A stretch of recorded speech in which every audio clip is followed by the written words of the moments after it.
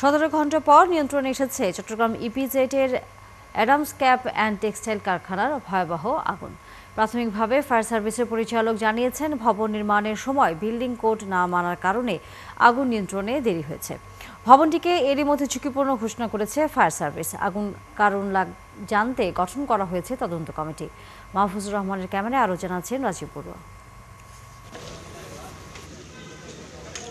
ভোরের আলো ফুটতেই পুরো কারখানার পোড়া কঙ্কালসার অবকাঠামো ভেসে উঠেছে। আগুন নেভার পরও ধোঁয়া উঠতে দেখা যায় বিভিন্ন স্থানে। বৃহস্পতিবার দুপুর 2টায় কারখানাটিতে হঠাৎই আগুন ধরে যায়। দ্রুত পুরো ভবনে ছড়িয়ে পড়ে আগুনের লেলিহান শিখা। খবর পেয়ে ফায়ার সার্ভিসের বিভিন্ন ইউনিট ঘটনাস্থলে পৌঁছে কাজ শুরু করে। পরে যোগ দেয় নৌবাহিনী, বিমান বাহিনী, সেনাবাহিনী। আসেন স্বেচ্ছাসেবীরা। 17 ঘন্টা জ্বলার পর আগুন নিয়ন্ত্রণে আসে ভোরে। এখন ডাম্পিংয়ের কাজ চলছে। এরই মধ্যে আগুনের কারণ তদন্তে গঠন করা হয়েছে কমিটি।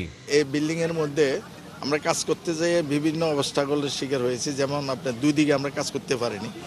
তার পরবর্তীতে আমাদের চিন্তাধারা ছিল যে অন্য ফ্যাক্টরিতে যাতে আগুনটা বিস্তার না লাভ করে, যার কারণে চতুর্দিকে আমাদের যে টিটিএল, স্নোরকেল, আমাদের লুপ সৃষ্টি, এই ধরনের ইকুইপমেন্টগুলো আমরা ব্যবহার করেছি। শেষ পর্যন্ত আমরা আজকে সকাল 7:25 আমরা আগুন নিয়ন্ত্রণ আনতে সক্ষম হয়েছে। ফায়ার সার্ভিসের পরিচালক অপারেশনস জানান, কারখানার ভবন নির্মাণের সময় বিল্ডিং কোড যেমন মানা হয়নি, একইভাবে কারখানার মান রক্ষার শর্ত মানা হয়নি। বিল্ডিং কোডের যে নিয়ম, সেই নিয়মটা মেনে করা হয়নি, কারণ পার্শ্ববর্তী যে বিল্ডিংটা ছিল খুবই সন্নিকটে, এটা সেটব্যাকটা ছিল না, যার কারণে আমাদের কোনো ফায়ার ফাইটাররা ওখানে পজিশন নিতে পারেন নাই।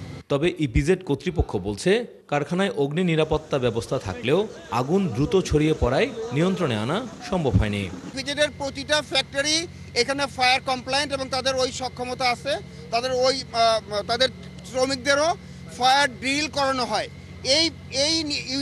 এই শিল্প প্রতিষ্ঠানটিতেও মাত্র কিছুদিন আগে তাদের শ্রমিকদেরকে ফায়ারের ড্রিল করানো হয়েছে।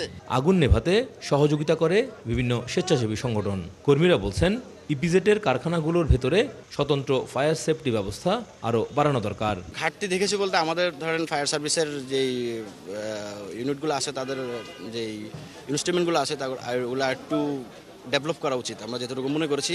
ভয়াবহ এই আগুনে কোনো হতাহত না হলেও ভবনটিকে ঝুঁকিপূর্ণ ঘোষণা করেছে ফায়ার সার্ভিস। রাজীব বড়ুয়া, 71, চট্টগ্রাম।